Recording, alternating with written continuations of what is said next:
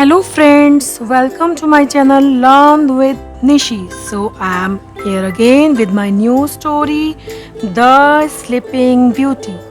तो बच्चों, आपने ये स्टोरी सुनी होगी, कभी अपनी स्कूल की क्लास में सुनी होगी, कभी किसी टीचर से सुनी होगी, कभी किसी फ्रेंड से सुनी होगी. This is very famous story the sleeping beauty. मैंने आपको पिछली क्लास में ही बताया था बच्चों कि द आर्टिकल हम तब यूज़ करते हैं जब हम स्पेसिफिकली किसी करेक्टर, किसी पर्सन, किसी ऑब्जेक्ट या किसी पर्सन के बारे में बात कर रहे हों. स्लीपिंग मतलब सोती हुई, स्लीप से बना है स्लीपिंग, सोती हुई या सोना. ब्यूटी मतलब सुंदरता, मतलब सोती हुई कोई लड़की की स्टोरी है जिसे उसकी ब्यूटी को हाईलाइट किया गया है. द स्लीपिंग ब्यूटी एक ऐसी लड़की जो बहुत सुंदर थी, जो बहुत ब्यूटीफुल थी और वो सोती रहती थी. अब वो क्यों सोती रहती थी? So let's read and find out. A long time ago. A long time एगो का मतलब होता है काफ़ी समय पहले. लॉन्ग मतलब लंबा, ये समय, काफ़ी.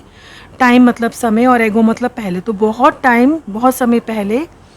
A king lived with his beautiful queen. King मतलब राजा. लिव का पास्ट टेंस है लिव्ड, रहता, रहना या रहता था. विद मतलब साथ. हिज मतलब उसके. ब्यूटीफुल मतलब सुंदर. क्वीन मतलब रानी. तो बहुत टाइम पहले एक राजा रहता था उसकी सुंदर रानी के साथ. They remained childless for many years. They आया है किंग और क्वीन के लिए, राजा और रानी के लिए.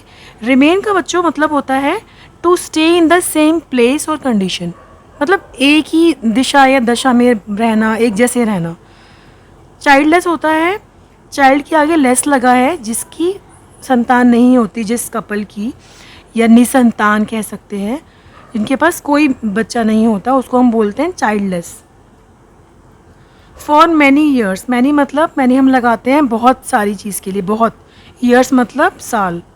तो दे रिमेन चाइल्डलेस, तो वो बिना बच्चे के या निसंतान रहे, उनकी कोई औलाद नहीं थी. बहुत सालों तक उनकी कोई औलाद नहीं थी.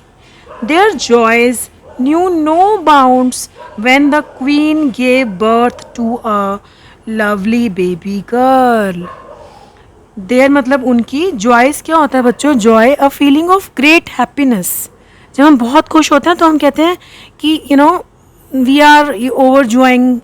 जब हम बहुत ज़्यादा खुश होते हैं तो हम ओवर लगाते हैं, लेकिन जॉय का मतलब सिंपली होता है खुशी, हैप्पीनेस. तो उनकी खुशी न्यू जानती थी. No bounds. बाउंड्स होता है लिमिट. व्हेन जब.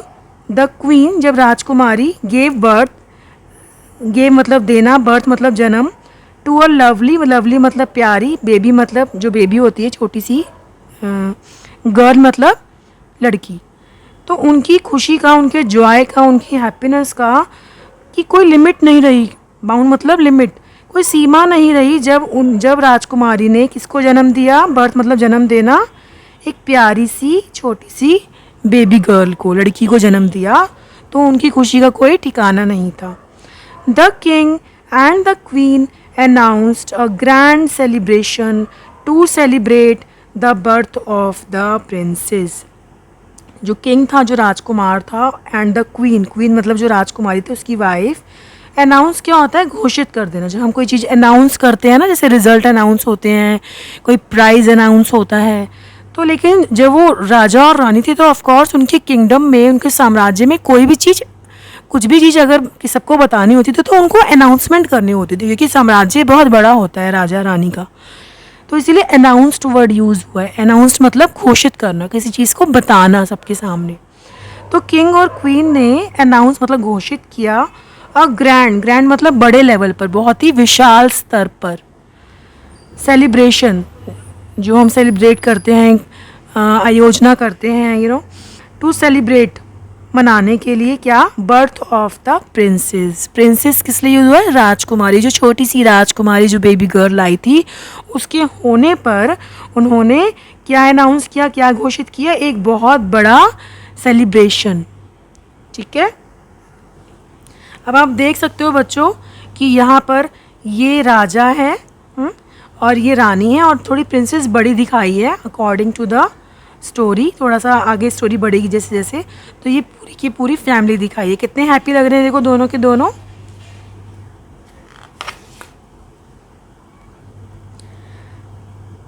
The king ordered his men send an invitation to everyone in my kingdom. King मतलब राजा, ऑर्डर्ड, ऑर्डर मतलब क्या होता है, जब हम कोई चीज़ ऑर्डर करते हैं, कोई चीज़ हम तो ऑर्डर का मतलब क्या होता है, जब हम कोई चीज़ आदेश देना। तो द किंग ऑर्डर्ड, किंग ने ऑर्डर किया, आदेश दिया, हिज मैन जो भी उसके आदमी थे, हेल्पर थे, कि सेंड एन इन्विटेशन, कि जो सेंड मतलब भेजना, इनविटेशन मतलब जो आमंत्रण पत्र होता है, जैसे इनविटेशन कार्ड होते हैं किसी को बुलाने के लिए। हम आजकल मैरिजेस पे, कोई पार्टी में हम इनविटेशन कार्ड प्रिंट करवाते हैं, आमंत्रण करने वाला पत्र। टू एवरीवन, एवरी मतलब सबको, इन माई किंगडम, माई मतलब मेरा, किंगडम मतलब साम्राज्य। तो सेंड मतलब भेजना, तो सबको एक आमंत्रण भेजो उस पार्टी के लिए, जो पार्टी उसने रखी थी राजा ने अपनी बेटी के होने पर। तो वो क्या कह रहा है कि सबको भेजो इनविटेशन, टू एवरीवन, सबको जो भी मेरे साम्राज्य में है। ऑल्सो, ऑल्सो क्या मतलब क्या होता है, भी। Do not forget to invite the fairies. Wow, also मतलब भी, सबको तो बुलाओ, लेकिन डू नॉट फॉरगेट, फॉरगेट मतलब भूलना, डू नॉट मतलब नहीं, मतलब भूलो नहीं, किसको इनवाइट करना, फेरीज को। फेरी मतलब परियां, जो जिनके पास मैजिकल पावर्स होती है, उनके वर्ड्स बहुत ज़्यादा इफ़ेक्टिव होते हैं, जो फेरीज बोलती हैं वो हो जाता है। तो राजा ने बोला कि ऑल्सो भी, डू नॉट फॉरगेट, भूलना नहीं, फॉरगेट मतलब भूलना, किसको इनवाइट करना, फेरीज को, जो परियां हैं जो, ठीक है, उनको भी बुलाना। The servants forgot to invite an old fairy. जो सर्वेंट्स मतलब जो नौकर थे, जिसको बोला गया था कि आप इनवाइट करना, forgot, forget का पास्ट टेंस होता है बच्चों forgot, भूल जाना। टू इनवाइट, इनवाइट का मतलब मैंने बताया आपको अभी, आमंत्रण करना, बुलाना। एंड ओल्ड मतलब पुरानी, फेरी मतलब परी। तो जो उसके नौकर थे वो भूल गए थे किसको इनवाइट करना, पुरानी परी को। The guests and the fairies arrived at the palace to bless the baby girl. जो गेस्ट थे, जो गेस्ट मतलब जो बाहर से जो आए थे, जो तो बच्चों जो गेस्ट यानी कि जो मेहमान थे, एंड द फेरीज और जो परियां आई थी, अराइव मतलब होता है आना, ठीक है। एट द पैलेस होता है महल, जो राजा का महल। जैसे हम अपने घर को पैलेस नहीं बोल सकते, जो हम लोगों के घर होते हैं वो हाउसेस बोलते हैं, होम बोलते हैं, ठीक है। लेकिन जो बड़े बड़े राजाओं का जो किंगडम होते थे उनको हम पैलेस बोलते हैं, क्योंकि उनका जो पैलेस होता है ना वो बहुत बड़ा होता है, बहुत ज़्यादा बड़ा, तभी उनको पैलेस बोला जाता है। हिंदी में हम उसे महल बोलते हैं। To bless the baby girl, कौन कौन आया था, मेहमान और फेरीज परियाँ। अराइव मतलब आना, आई थी, कहाँ पर आई थी, एट द पैलेस। जब हम किसी प्लेस का नाम बताते हैं बच्चों तो हम एट यूज़ करते हैं, at the venue, at the park, at the temple and at the palace, ठीक है। पर, एट मतलब पर, एक प्रेपोजिशन है at. To bless the baby girl, क्या करने आए थे वो, ब्लेस मतलब ब्लेस करना, दुआ देने, आशीर्वाद देने आए थे बेबी गर्ल को, गेस्ट और परियां। They showered gifts and blessings on the princess. They use हुआ है गेस्ट और फेरीज के लिए। शावर्ड क्या होता है बच्चों, वर्षा करना, बरसाना, गिफ्ट्स मतलब जो अलग अलग जो लोग आए थे सारे के सारे वो गिफ्ट्स लाए थे। हम किसी पार्टी में जाते तो हम गिफ्ट ले जाते हैं ना, जो भी गिफ्ट्स होते हैं। एंड ब्लेसिंग्स, और उन्होंने अपनी दुआएं दी, ब्लेसिंग्स दी, किस पर डाली, किस पर वर्षा करी, ऑन द प्रिंसेस। प्रिंसेस मतलब राजकुमारी, जो छोटी सी नन्ही सी प्यारी सी राजकुमारी हुई थी, प्रिंसेस हुई थी, उसको उन्होंने ब्लेस किया। सडनली, सडनली का मतलब होता है बच्चों अचानक से। The old fairy entered the castle. Castle क्या होता है, किला, जो जगह थी जहाँ पे वो सेलिब्रेट कर रहे थे। तो सडनली अचानक से जो पुरानी वाली फेरी थी वो एंटर मतलब वो आ गई कैसल में, किले में. She was furious with the king for not inviting her. उसको सर्वेंट्स बुलाना भूल गए थे. सारी फेरीज को बुलाया लेकिन ओल्ड वाली एक फेरी को भूल गए थे बुलाना, तो उसे गुस्सा तो आना ही था. तो शी वॉज फ्यूरियस. फ्यूरियस क्या होता है? वायलेंट, आग बबूला हो जाना, बहुत ज़्यादा गुस्सा करना. फ्यूरियस मतलब बहुत ज़्यादा गुस्सा करना. तो वो उससे बहुत गुस्सा आ गया था ओल्ड फेरी को. विद द किंग मतलब उसको राजा से गुस्सा आ गया था कि उसने इनवाइट नहीं किया था, for not inviting her. As a punishment. अब फेरीज है और पुरानी है, एजेड है, तो उसे गुस्सा तो आएगा. तो उसने सोचा कि मैं तो पनिश करूँगी. और फेरीज के तो वर्ड्स भी बहुत मैजिकल होते थे. जो फेरीज कहती थी वो हो भी जाता था. ठीक है. पनिशमेंट मतलब सज़ा देना. तो उसने एज अ पनिशमेंट मतलब सज़ा के तौर पर she cursed the baby girl. उसने कर्स क्या होता है? अभिशाप, शाप दे देना, गंदा कहना. तो उसने क्या शाप दिया था बेबी गर्ल को, जो छोटी सी बेबी गर्ल थी, प्रिंसेस थी, कि when the child turns 16 she will touch a spindle and die. Oh my God, so sad. उसने क्या बदुआ दी थी उसको कि व्हेन मतलब जब, चाइल्ड मतलब बच्चा, जो बेबी, टर्न 16 मतलब हो जाना, टर्न्स मतलब हो जाना, 16 जब वो 16 साल की हो जाएगी, शी विल टच, वो क्या टच करेगी, क्या छुएगी? अ स्पिंडल. स्पिंडल होता है एक रॉड होती है जो लोग जो लोग कताई करते हैं, कपड़ा बनाते हैं ना, वो एक रॉड रखते हैं पतली सी जिससे वो कपड़ा बनता है. वो सुई बहुत कीली होती है, उसको बोलते हैं स्पिंडल. And die. तो वो क्या, उसने क्या बदुआ दी, क्या अभिशाप दिया उसको, जो ओल्ड फेरी आई थी, कि when the child will turn 16, जब जो बच्ची है, जो प्रिंसेस है, वो 16 साल की हो जाएगी, शी विल टच, वो क्या छुएगी? टच मतलब छूना. वो क्या छुएगी? किसी रॉड को छुएगी और वो मर जाएगी. डाई मतलब मर जाना. The king and queen were shocked. Of course कोई पेरेंट अगर अपने बच्चे के लिए ऐसी बात सुने कि 16 ईयर्स बाद ऐसा हो जाएगा तो उनके लिए तो बहुत बड़े दुख की बात है. तो किंग एंड मतलब और, क्वीन मतलब रानी, जो राजा और रानी थे, वर शॉक्ड. शॉक मतलब हैरान हो गए थे, दंग रह गए थे. दे बेग्ड. बैग का पास्ट टेंस होता है बेग्ड, भीख मांगना. बेगिंग मतलब बैग मतलब भीख मांगना. उन्होंने भीख मांगी द ओल्ड फेरी. ओल्ड फेरी से जो गुस्सा हो गई थी, जिसने बदवा दी थी, जिसने अभिशाप दिया था, फॉर फॉरगिवनेस, क्योंकि उसने इनवाइट नहीं किया था. तो वो फॉरगिवनेस मतलब माफ़ी के लिए उसने उससे बेगिंग, वो भीख मांगने लगे कि हमें माफ़ कर दो, हम भूल गए तुम्हें बुलाना. फॉरगिवनेस मतलब माफ़ी मांगना. And ask. आस्क मतलब पूछना.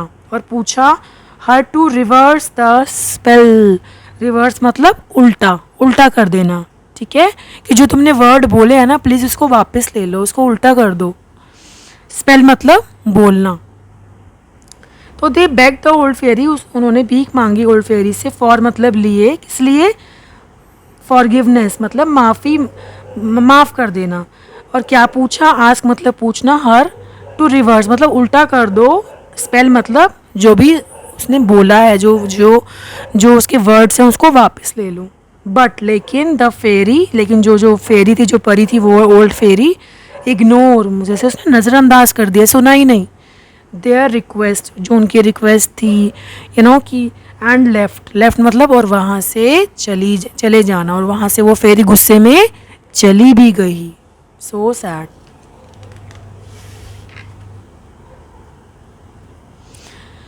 The king and the queen turn to the fairies for their help. अब वो ओल्ड फेरी तो चली गई थी ये अभिशाप देकर उसे कि ये 16 ईयर्स की होगी और किसी रॉड को टच करेगी और उसकी बेटी मर जाएगी. अब वो दुखी हो गई थी तो वो तो चली गई. बाकी जो फेरीज अच्छी अच्छी आई थी, जो बहुत पोलाइटेड थी, वो लोग मतलब किंग और क्वीन, राजा और राजकुमारी, उसके पास गए, रानी. तो the king and the queen turn मतलब पलटे, उसकी तरफ जाना. टू द फेरीज, जो भी और परियां थी, फॉर देयर हेल्प. हेल्प मतलब मदद के लिए गए.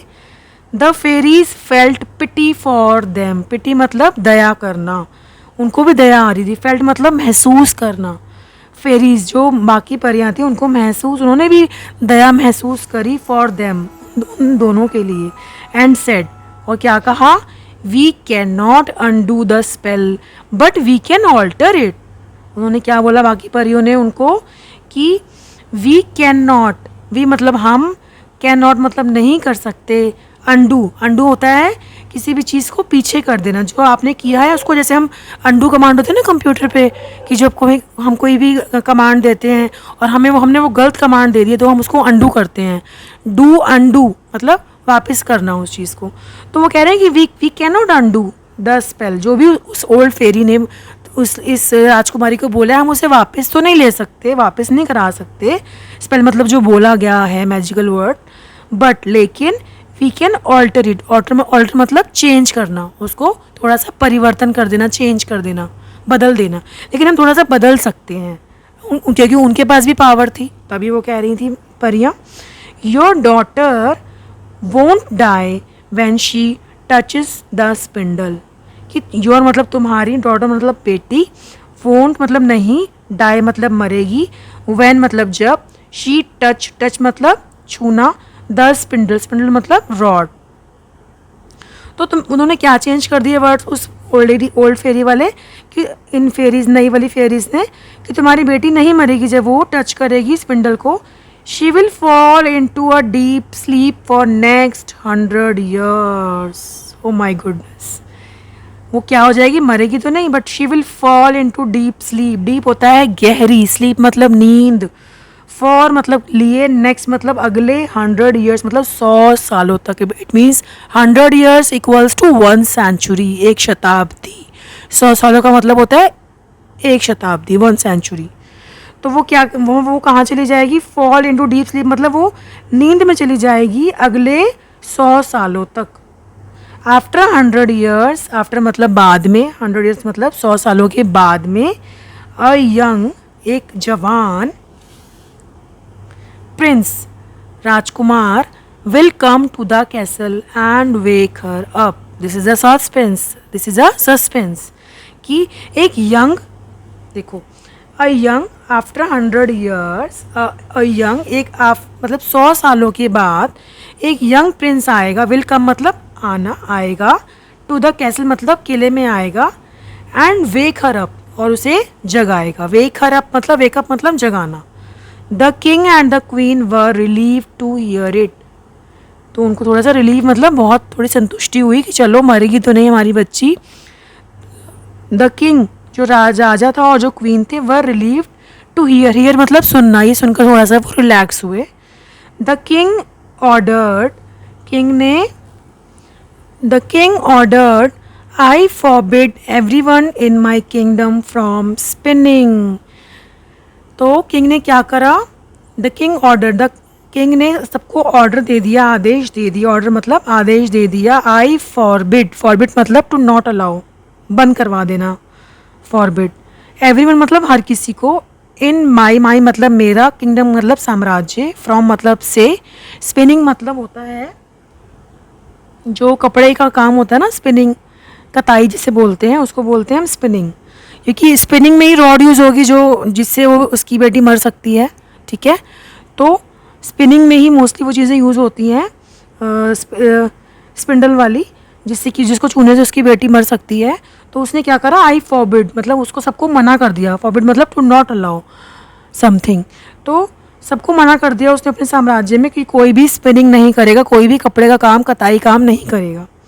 Destroy all the spindles, destroy मतलब नष्ट कर देना, ऑल मतलब सारी, स्पिंडल्स मतलब जो भी रॉड्स हैं जो यूज़ होती हैं कताई में, इन माई किंगडम मेरे किंगडम में मतलब सारी, डिस्ट्रॉय मतलब नष्ट कर दो, सारी की सारी जो भी स्पिंडल्स थी वो नष्ट कर दी गई उसके साम्राज्य में।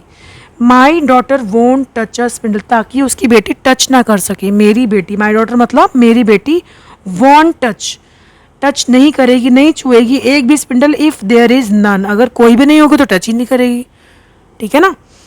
People of the kingdom destroyed all the spindles, जो लोग थे किंगडम के, डिस्ट्रॉय मतलब उन्होंने नष्ट कर दी सारी की सारी स्पिंडल्स, ऑल द रॉड्स, कि जब सारी स्पिंडल्स होंगी नहीं इसके साम्राज्य में तो उसकी बेटी टच ही नहीं करेगी, और टच नहीं करेगी तो मरेगी भी नहीं, ठीक है।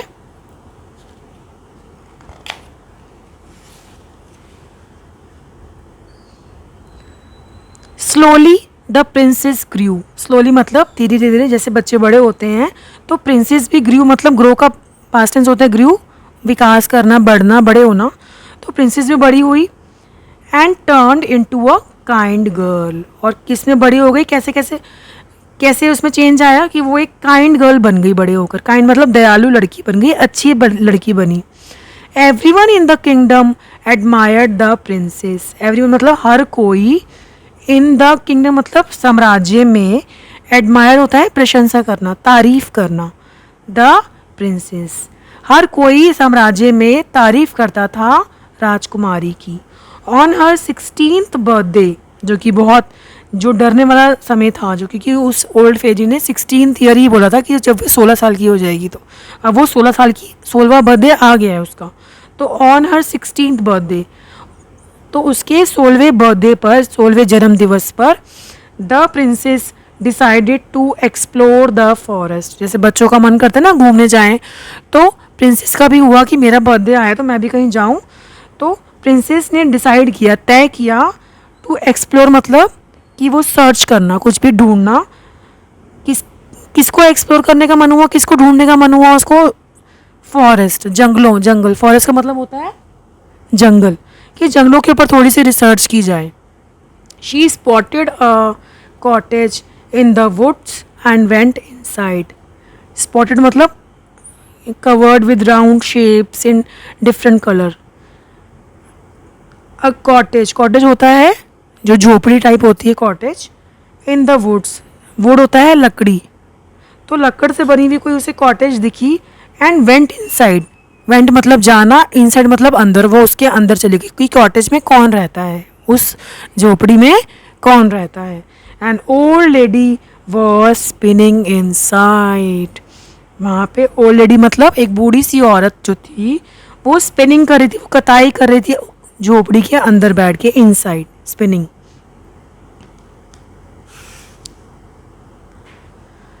The princess was fascinated to see the spindle because she had never seen one.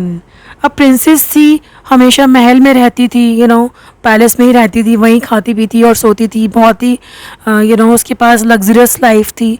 तो कभी भी उसने ऐसी झोपड़ी या स्पिनिंग वाली चीज़ नहीं देखी थी, क्योंकि उसके पापा ने यानी कि किंग ने ये सब चीज़ें बंद करा रखी थी, क्योंकि उसे डर था कि वो स्पिंडल को टच ना कर ले।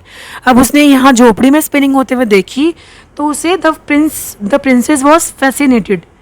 इसका मतलब होता है, फैसिनेट का मतलब होता है कि आकर्षित होना, अट्रैक्ट होना, इसको बोलते हैं फैसिनेटेड। तो प्रिंसेस आकर्षित हुई टू सी द स्पिंडल, सी मतलब देखना, स्पिंडल वही rod, because she had never seen one, क्योंकि बिकॉज मतलब क्योंकि शी हैड नेवर सीन, उसने कभी भी नहीं देखी थी ऐसी स्पिनिंग होते हुए, ऐसी कताई होते हुए। शी अर्ज होता है बहुत ज़्यादा फोर्स करना, बहुत ज़्यादा किसी को उकसाना कि ये करने दो मुझे। She urge the old lady to let her spin, उसने बड़ा ही फोर्स किया उस बूढ़ी औरत को जो उस झोपड़ी में थी कि मुझे भी स्पिनिंग करनी है, मुझे भी कताई करनी है। द ओल्ड लेडी ओबेड, क्योंकि वो बूढ़ी औरत इतने प्यार से वो उसके फोर्स कर रही थी, रिक्वेस्ट कर रही थी, तो ओल्ड लेडी ने ओबे मतलब उसकी आज्ञा का पालन किया। The princess and allow her, और उसको करने दिया, उसको परमिशन दे दी टू यूज़ द स्पिंडल, कि वो स्पिंडल को यूज़ कर सकती है। अब उस ओल्ड लेडी को क्या पता झोपड़ी वाली इसको मना है टच करना। The moment the princess touch the spindle, moment मतलब क्षण, वो समय, जैसे उस क्षण प्रिंसेस ने टच किया किसको, द स्पिंडल, उस रॉड को, she fail into a deep sleep, touch करते ही वो एक डीप स्लीप मतलब गहरी नींद में सो गई। The old lady got worried and immediately inform the king, जैसे ही वो डीप स्लीप में, बिल्कुल गहरी निद्रा में, गहरी नींद में चली गई थी, द ओल्ड लेडी, उस ओल्ड लेडी ने जो उस झोपड़े में थी, जो स्पिनिंग कर रही थी, गॉट वरिड, वरिड मतलब चिंतित हो जाना। ऑफकोर्स कोई लड़की ऐसे अगर आएगी और वो कुछ कहेगी मुझे करने दो, और वो गिर जाए, बेहोश हो जाए, वो उठे ही ना, तो चिंता तो होगी, वो तो स्वाभाविक है। तो the old lady got worried, उसको चिंता हो गई थी। एंड और इमीडिएटली उसी टाइम इन्फॉर्म द किंग, उसने इन्फॉर्म मतलब सूचित करना, सूचना देना, उसने राजा को सूचना दी इमीडिएटली मतलब उसी टाइम, तत्काल। ठीक है, देखो आप देख सकते हो बच्चों कि इधर भी आप देख सकते हो कि ये जो प्रिंसेस है वो देखो टच कर रही है। ठीक है, और ये आप देख सकते हो पिक्चर में ये ऑलरेडी है, ये कटाई कर रही है जैसे चरखा होता है। ठीक है, और उसने टच किया और ये डीप स्लीप में चली गई। तो बच्चों इस वीडियो में आगे क्या होता है, इस स्टोरी में आगे क्या होता है वो हम नेक्स्ट वीडियो में रीड करेंगे, ट्रांसलेट करेंगे और एंजॉय करेंगे इस स्टोरी को। तब तक के लिए आप मुझे कमेंट सेक्शन में बताना कि वाकई में ये प्रिंसेस जागी थी, कोई हेल्प करने आया था, और राजकुमार कौन था, कहाँ से आया था। तो आप मुझे कमेंट सेक्शन में प्लीज़ आप लिख के मुझे बताना, और हम इस स्टोरी को इसी स्टोरी के द स्लीपिंग ब्यूटी के पार्ट 2 में रीड करेंगे, ट्रांसलेट करेंगे और अच्छे से समझेंगे। तब तक के लिए bye bye, take care and good luck.